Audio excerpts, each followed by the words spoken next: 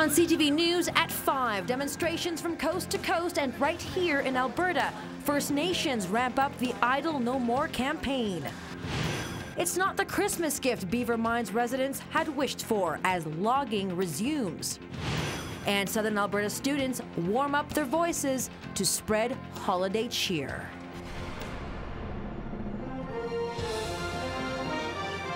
CTV News with Camilla Di Giuseppe. Good afternoon. First Nations across Canada stepped up their Idle No More campaign today with demonstrations from coast to coast. There were several protests in southern Alberta, including demonstrations on both the Blood and Piikani reserves. We begin our coverage at the entrance to Cardston, where several dozen members of Blood Tribe members rerouted highway traffic for about 4 hours. Terry Vogt reports. We're standing together and being united. On the Blood Reserve, demonstrators manned several roadblocks, diverting traffic off the main highway and onto gravel roads, where other protesters handed out information sheets to passing motorists. So please have a read and consider what's there. You bet. Okay. A lot of people don't understand why we're doing this. They think that we're just doing this like spontaneously, but in a way, we're kind of educating them. We're not here to incite any trouble, but we're here to work together because not only does it affect the First Nations, it affects everyone in Alberta and Canada as well. We're not the only ones going to be drinking this water. Our tradies are protecting our land. Oh, I guess it's not too bad as long as they're just handing out a little information. It really doesn't bother us. I'm totally for Idle No More. Everybody needs to know that this is for our future generations. I think that they're talking to the wrong people. All they're doing is causing animosity with the locals rather than getting to the people that can do anything, and that's the government.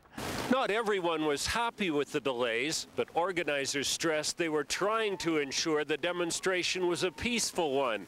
Even so, Blood Tribe police were prepared. They had a double shift on duty, 15 officers scattered throughout the demonstration sites. Police say they weren't expecting trouble, but wanted to ensure public safety. Truckers were being warned to avoid the blockades and take alternative routes if possible. Terry Vogt, CTV News on the Blood Reserve. Meanwhile, over in Brockett, a similar but even larger gathering stopped traffic for nearly half an hour in that region of the province. Jeanette Rocher reports.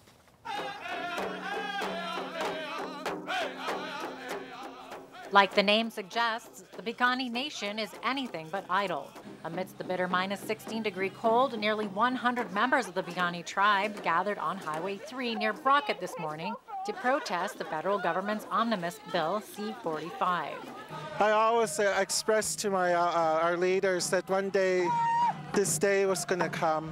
Council members say Stephen Harper's bill violates not only First Nation treaty rights, but also human rights. Some equating what the Prime Minister is doing to genocide, while others carry signs comparing Harper to Hitler. And put all kinds of laws in place so that we can't be privileged to be who we are. He should be a proud man. He speaks with a forked tongue. Bill C-45 has obviously struck a chord with the Piikani Nation, but it's also struck a chord with the many motorists behind me lined up on this highway. Some of them upset that this is a public roadway, but the Piikani Nation says, nonetheless, it's Piikani land underneath. I don't agree with most of the protests anyway. You know, I mean, they're well taken care of, and the Department of Indian Affairs is one of the largest contributors to Canada's national debt. You know, so what more do they want? Those affected were handed information about why they were being held up, but as the line of vehicles grew, so did the level of impatience. Yeah, they told us that they're going to hold us up for 5 minutes. You know, it's been over 10 now, so whatever. There's no reason for that. There's better ways of handling it, I think. The delay is no good. What I would recommend right now is we shut the railroad tracks down and cut the power lines down too. Jeanette Rocher, CTV News, Brockett.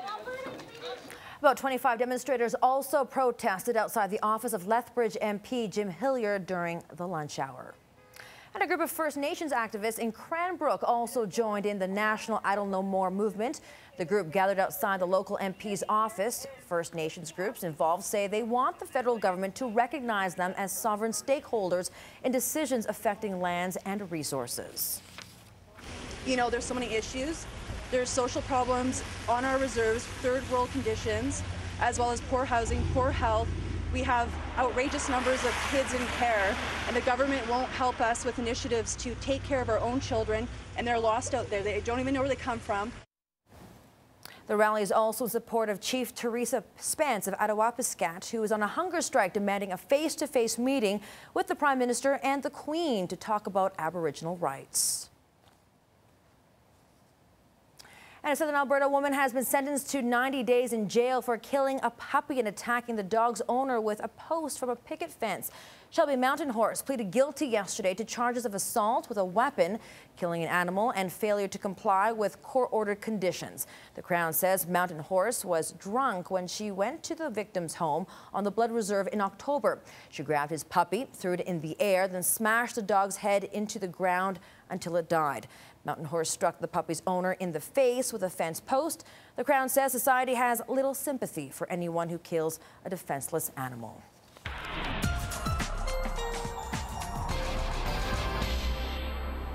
And our first look at the weather with Dorian. Dory, you've got some notes because the viewers at home get a bit of a break from us over the Christmas holidays. Yeah, we're going to give them a bit of a break. On Christmas Eve and Christmas Day, we won't have our usual 5 o'clock half-hour newscast. We're going to have both days a concert from the E-Free Church. It's a fundraiser concert for the local food banks, and it's called Christmas at Grand Central Coffee Company. So it should be really fun. But we'll be back on board on Boxing Day at 5 o'clock. All right, Dory, thanks so much for that. Now, residents of the Beaver Mines area says their Christmas present this year will be more stumps and logging debris left in the castle's special place. Area residents say equipment has moved in and logging has resumed in several locations near Beaver Mines, southwest of Pincher Creek. That has prompted environmental groups to release posters of the Grinch with a Christmas tree branch, urging the public to write the Premier about the clear-cutting logging.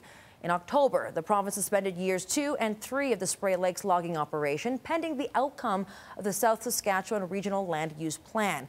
But Spray Lakes Sawmills is continuing its first-year plan, which involves removing 3 times as many logs as were taken last year from the Castle Special Place. That's a concern to members of the Castle Crown Wilderness Coalition. We're trying to let people know that there's still logging going on this year, that there'll be about 1,000 truckloads will be taken out of the castle, about 3 times as many logs as were taken last year. And we expect that it's going to be much more visible, the logging this year. A lot of it will be a lot closer to the highway than it was.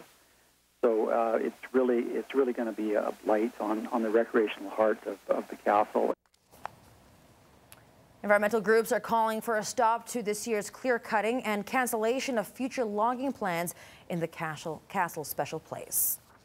Well, since it's December 21st, 2012, and the Earth is still here, it means the end of the world didn't happen as the Mayan calendar suggested, but it doesn't mean people weren't getting prepared for it. Wade Pearson owns Just In Case on 3rd Avenue South in Lethbridge. It's a specialty shop that sells all kinds of survival gear. He says over the past few weeks, he's seen more than a few new faces in his store inquiring about how to get ready just in case.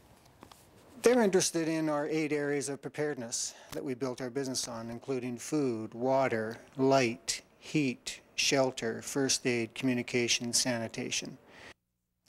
Pearson says he usually recommends a 72-hour basic emergency kit, but due to Hurricane Sandy, he's out of stock until January, which means the rest of us are out of luck for now.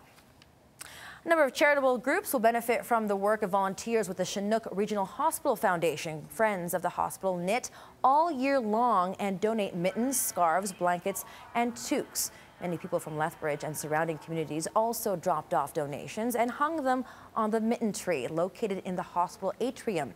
The items will be divided between 4 groups: the Salvation Army, Streets Alive, Immigrant Services, and Woods Homes Youth Shelter. But it's rather nice, you know, people come up who don't knit, they will come and purchase some of the toques and mitts. They say, we purchased these, we're going to go and put them on the tree.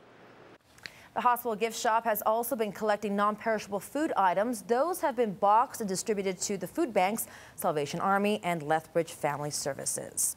And if you're looking for a holiday adventure over the next few weeks but don't want to travel very far, then you might want to check out Peg and the Yeti, which opens Boxing Day at the Sterndale Bennett Theatre. First, I need to travel by rickshaw. Rickshaw? Yep, a rickshaw. Excellent. The New West Theatre production is an adaptation from the book by Kenneth Oppel, which is a whimsical tale of brave and fearless 8-year-old who embarks on an adventure to climb Mount Everest. She encounters a number of creatures along the way, including a mysterious Yeti. Well, I love that it's an opportunity to use our imaginations as actors and directors, but also to engage in our audience's imagination. So when all of the young people come into the theater, we get to use them to tell our story, because we use them to create the avalanche and we use them to create all the sounds in the show. So it's a really fun relationship. The main thing is we have to use our imagination. We have to look at this set and go, okay, how do we turn this fishing boat into Mount Everest? How do we make a rickshaw out of the things that we have on this set? We get to stretch our minds as well. Yeah! The show is recommended for children aged 4 to 10 and runs from December 26th to January 5th. By the way, these shows usually sell out, so it is advised that you get your tickets early. Well, more ahead. We got Dory with a full look at your weather plus medical watch, but right now we'll leave you with your closing market numbers.